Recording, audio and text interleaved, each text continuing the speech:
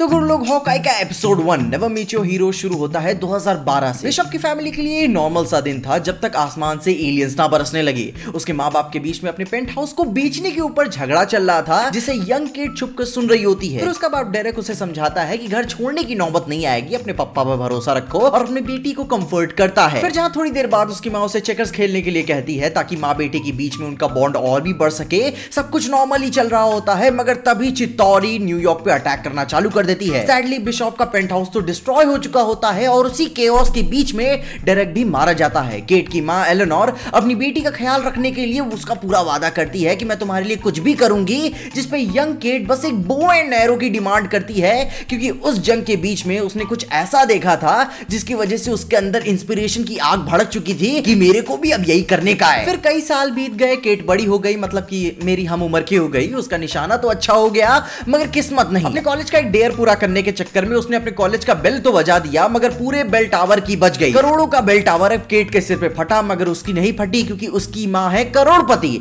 Eleanor अपनी बेटी का नुकसान भर तो देती है, मगर एक लेक्चर के साथ कि भाई नौजवान लोग खुद को समझते हैं कि वो इनविंसिबल है, वो हीरोबाजी करते रहेंगे, और अमीर लोग भी ये बात समझते हैं, जो कि केट अभी इस दौरान में दोनों है। मगर उसकी मां उसको इस लेक्चर में उसके कायदे समझाती है। फिर उन्हीं सब बातों की जगह क्लिंट अपने बच्चों के साथ न्यूयॉर्क आया है, जहां वो सबके साथ डेस्टिनेशन पे ब्रॉडवे शो देख रहा है। सारे बच्चे रॉजर्स म्यूजिकल देख रहे हैं, वहीं क्लिंट को भी यही फैमिली टाइम चाहिए था। मगर जहां ऑडियंस एवेंजर्स को नाचते हुए देखकर एंजॉय कर रही है, क्लिंट एंजाइटी में आ जाता है कि भाई जंग के हॉरर्स क्या होते हैं। वो सारी चीजें उससे फ्लैशबैक होने लगती है कि उसने इन सब चीजों के दौरान क्या क्या झेला, क्या क्या उसे करना पड़ा, प्लस नताशा वाली जो कांड हुआ था उसके साथ। और इन्हीं बीच में बैटल ऑफ न्यूयॉर्क वाले गाने में इन्होंने एंटमैन को भी डाल दिया। ये किस तरीके की क्रिएटिव लिबर्टी है। नताशा को गाने के अंदर बार बार दिखाने की वजह से क्लिंट के अंदर वो बात रही नहीं जाती और वो शो बीच में ही छोड़ के चला जाता है। जहां उसके पीछे पीछे बच्चा लोग भी आ जाते हैं और न्यूयॉर्क के बाकी हिस्से घूमने के लिए निकल पड़ते हैं। बैक टू होम लॉरा भी अपनी फैमिली का इंतजार कर रही है, मगर वो उन्हें ज्वाइन नहीं कर पाई न्यूयॉर्क में, क्योंकि घर को भी तैयारी करना तो बाकी है, क्योंकि बस अब एक हफ्ता बचा है क्रिसमस मनाने के लिए। तो इन छुट्टियों में केट के घर उसके लिए कुछ नए सरप्राइजेस भी हैं, जिससे वो पूरी तरीके से अनजान है।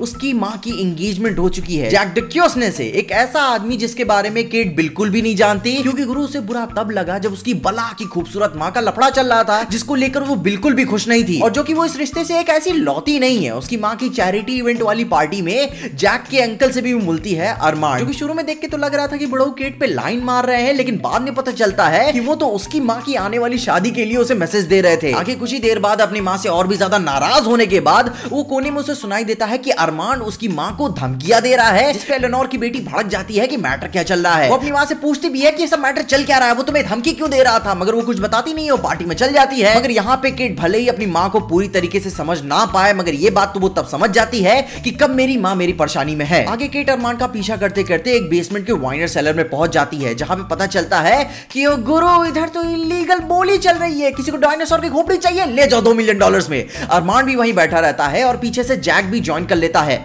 दोनों एक दूसरे को आउटबिट करने के चक्कर में लगे पड़े हैं। वही एवेंजर्स कंपाउंड के रिकवरी वाले आर्टिफैक्ट्स पे बोली लग रही है ताकि वो सारे आपस में उन सब जीत सके, लेकिन रोनन वाली तलवार स्पेशल थी, जैक को चाहिए थी, मगर अरमान जीत जाता है। इतना ही नहीं, ऑक्शन में रोनिन का फुल सूट भी मौजूद था, जिसकी बोली लगाई जाने ही वाली थी कि केट को कुछ लोग रिकॉग्नाइज कर लेते हैं कि ये कौन है, इसको तो यहाँ पे नहीं होना चाहिए। लोग उसका पीछा कर ही रहे होते हैं बिना ऑक्शन को डिस्टर्ब किए हुए कि एक धमाका होता है, दीवार में एक बड़ा सा छेद होता है और ट्रैक सूट माफिया गैंग आ जाता है एक स्पेशल सी चीज को खोजने के लिए, एक घड़ी। उसी केओस के बीच में जैक चुपके से रोनिन की तलवार चुरा लेता है, वहीं केट रोनिन के सूट को पहन के हीरोबाजी करना चालू कर देती है, लेकिन उसे ये कहां पता था इस सूट के साथ कुछ श्राप भी आते हैं। वो वहां से सबको बाहर तो निकलवा लेती है, ट्रैक सूट माफिया से भी ठीक ठाक लड़ लेती है, जो कि सरप्राइजिंगली सब काम भी कर जाता है, और पूरे शहर में इसे पहन के घूम रही है। उसे पता नहीं था कि उसके साथ क्या क्या होने वाला है, वो भी सिर्फ इस सूट की वजह से। वहीं भागते भिलाते केट अपने एक आंख वाले कुत्ते से दोबारा मिलती है, जो ट्रैक सूट वाले गैंग के एक बंदे को पकड़ा हुआ था।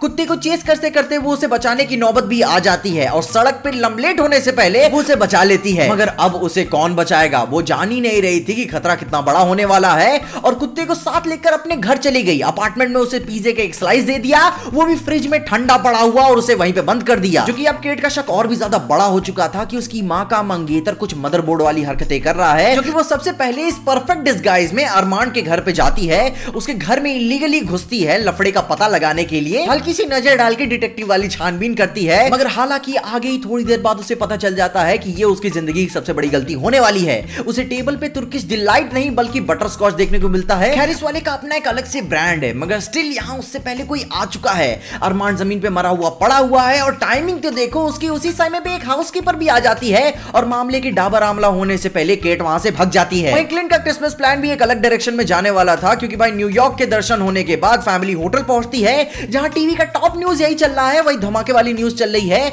एक निंजा कुत्ते को बचाते हुए। टीवी पे यही रिकॉर्डिंग थी उनके पास, जिससे ये देखने के बाद दुनिया को पहचानने में से टाइम नहीं लगता है कि ये तो वही द इनफेमस रोनिन है जो सालों पहले कहीं ना कहीं गायब हो गया था, मगर अब वो फिर वापस आ गया है और ना जाने कितनों की जाने लेगा। क्लिंट अपने कॉस्ट्यूम को देखकर तुरंत पहचान जाता है और स्पाइरल को फैलने से पहले उसे समेटना चाहता है, क्योंकि वो जानता है कि जब तक ये कोई सूट पहन के घूमता रहेगा ना जाने कितनों की जाने जाएंगी और कितना नुकसान होगा। और थैंक गॉड फेज 4 की कहानी में कोई तो एक एवेंजर है जो रायते को फैलाने की जगह अपने रायते को समेट रहा है। केट अरमान के अपार्टमेंट से तुरंत भाग तो जाती है, न्यूयॉर्क की गलियों में घूम ही रही होती है कि ट्रैक सूट गैंग वहां पे पहुंच जाता है अपना पुराना हिसाब किताब चुकता करने के लिए। क्लियरली केट आउट नंबर हो जाती है इतने सारे लोगों को देखकर, अपना बेस्ट फाइट करने की कोशिश करती है मगर समझ जाती है कि हमसे हो नहीं पाएगा और भागने की कोशिश करती है और टेम्परेरी कार में शरण लेती है, मगर ज्यादा देर तक नहीं। गैंग कार में शीशा उशा तोड़ के घुसी जाता है, मगर तभी उन्हें कोई पीछे से खींच लेता है। वो कौन है? उस दूसरे असैसिन को गैंग को निपटाने में जरा भी टाइम नहीं लगता और उसके बाद वो एग्रेसिवली केट को घसीटते हुए